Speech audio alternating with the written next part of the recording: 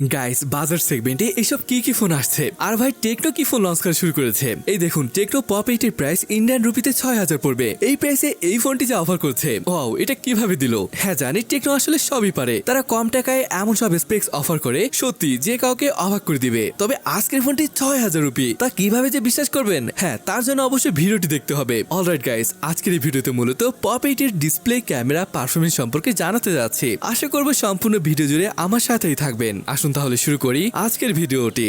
Guys ডিজাইনটি একবার দেখুন, কতটা সুন্দর লাগছে দেখতে। কি দেখে কি মনে হবে এটা কোনো 6000 রুপির ফোন? মোটেই না, বরং আমাদের টাকায় 20-25 হাজার টাকার ফোনের মতো লাগছে। ডুয়েল টেক্সচার স্কোয়ার শেপের ফোনটি, এখানে কিছু লাইন দিয়েছে যেটা দেখতে দারুণ লাগছে। ফ্রেম যেমন প্লাস্টিকের তেমনি এর ব্যাক সাইডও প্লাস্টিকের তৈরি। এটা দুইটি কালার অপশনে পাওয়া যাবে, একটা তো হোয়াইট এবং অন্যটি ব্ল্যাক। দুইটাই দেখতে অসম্ভব সুন্দর। 8.5 মিলিমিটারের থিকনেস এবং এর ওয়েট 186 গ্রামের মতন। ওকে, পোর্ট সম্পর্কে একটু জেনে নেই। নিচে রয়েছে স্পিকার, টাইপ সি পোর্ট। জি গাইস, এখানে টাইপ সি পোর্ট ব্যবহার করা হয়েছে, যেটা এই ফোনের জন্য স্পেশাল। এছাড়া দেখতে পাচ্ছেন মাইক্রোফোন এবং 3.5mm জ্যাককে। লেফট হ্যান্ড সাইডে SIM card tray, on the right side power এবং ভলিউম আপ ডাউন বাটন। উপরে আরো একটি স্পিকার রয়েছে, এর মানে এই প্রাইসে স্টুডিও স্পিকার সেটআপ রয়েছে। ওয়াও, এর পাওয়ার বাটনটি কিন্তু ফিঙ্গারপ্রিন্ট স্ক্যানার হিসেবে কাজ করবে। তবে ভালো ব্যাপার হলো এটা অ্যান্টি ওয়াইল ফিঙ্গারপ্রিন্ট স্ক্যানার, অর্থাৎ আপনার হাতে যদি তেল জাতীয় কিছু লেগেও থাকে তাহলে ফোনটির ফিঙ্গারপ্রিন্ট স্ক্যানার বেশ ভালোভাবে কাজ করবে। আর হ্যাঁ, এখানে যে সিম কার্ড স্লট রয়েছে, এটাতে মেমোরি কার্ডের সাথে সাথে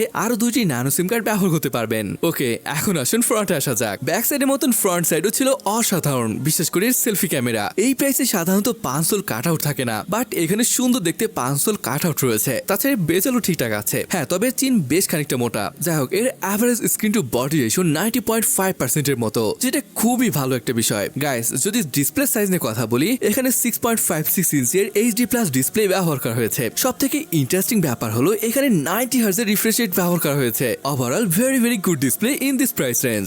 অলরাইট, স্পেসিফিকেশনের কথা বললে এখানে রয়েছে ইউনিসক T606 প্রসেসর, যেটা 12nm বেস চিপ। একটি মাত্র ভ্যারিয়েন্ট রয়েছে ফোনটির, সেটা 4GB র্যাম এবং 64GB স্টোরেজ, সাথে আরো 4GB ভার্চুয়াল র্যামের সুবিধা রয়েছে। সো টোটাল র্যাম হচ্ছে 8GB। But the Assam part is এখানে যে 64GB স্টোরেজ রয়েছে, এটা টাইপ UFS 2.2। এগেইন এই ধরনের প্রাইস রেঞ্জে সাধারণত eMMC স্টোরেজ টাইপ থাকে, বাট এখানে আপনি ফাস্ট স্টোরেজ টাইপ পাচ্ছেন। সাথে রয়েছে LPDDR4X র্যাম। এরকম কম্বিনেশনে যদি আন্তত স্কোর দেখেন, প্রায় 2,44,000 মতো স্কোর আসে, যেটা আমরা 18-15 হাজার টাকার ফোনে দেখতে পাই। এর ফলে টেম্পল রানের মতো গেমগুলোকে একদমই আরামসে খেলতে পারবেন। তাছাড়া পাবজি, COD লো সেটিংসে যদি খেলেন, বেশ ভালোভাবে খেলতে পারবেন। ফোনটিতে রয়েছে 5000 মিলিঅ্যাম্পের ব্যাটারি, সাথে রয়েছে 10 ওয়াটের চার্জিং, যেটা খুবই ভালো বিষয়। তাছাড়া যেমনটা বলেছি, এখানে USB টাইপ সি পোর্ট রয়েছে, যেটা আরো ভালো বিষয়। যদি আমি ওএস নিয়ে কথা বলি, এখানে রয়েছে Android 13 Go with iOS 13 screen. এখানে খুব একটা প্রি ইনস্টল অ্যাপ নেই, একদম নেই বললে ভুল হবে। কিছু আছে,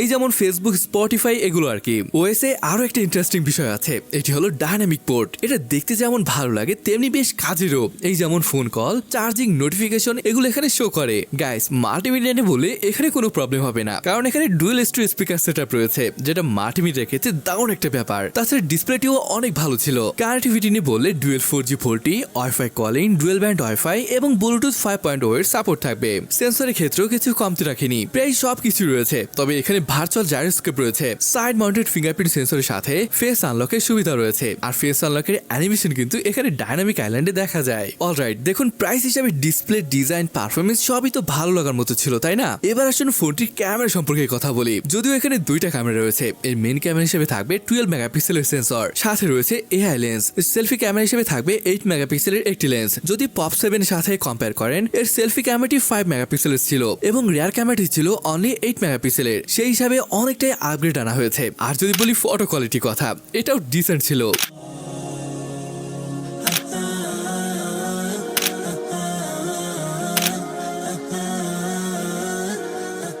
ক্যামেরা অ্যাপে আপনি কোনো কিছুর অভাব বোধ করবেন না, সবই থাকছে। এছাড়া আরো একটা ভালো ব্যাপার হলো এর সেলফি ক্যামেরার জন্য ফ্ল্যাশ লাইট রয়েছে, যেটা লো লাইট কন্ডিশনে ছবি তুলতে হেল্প করবে। আরো একটা ভালো লাগার মতো বিষয় আছে, এখানে IPX2 এর সার্টিফিকেশন রয়েছে, ভেরি ইন্টারেস্টিং। জি হ্যাঁ, এটাই টেকনো পপ 8। বেসিক্যালি এটার প্রাইস ইন্ডিয়ায় 6599 টাকা পড়বে। ডিসকাউন্টের পর 6000 মধ্যেই পেয়ে যাবেন। আর যদি টাকায় কনভার্ট করি তাহলে আসে 8699 টাকা। এই প্রাইসে অনেক কিছুই পেয়ে যাচ্ছেন। Specially the display is good, speaker performance যথেষ্ট ভালো ছিল। আর দেখতে কেমন সেটা তো আপনি বলবেন। তবে আপডেটের বিষয়ে তেমন কোনো তথ্য নেই। যাই হোক, এই ছিল আজকের ভিডিওটি। কেমন লাগলো তা কমেন্ট করে জানাতে পারেন। আর আজকের ভিডিওটি এখানেই শেষ করছি। দেখা হবে পরের ভিডিওতে।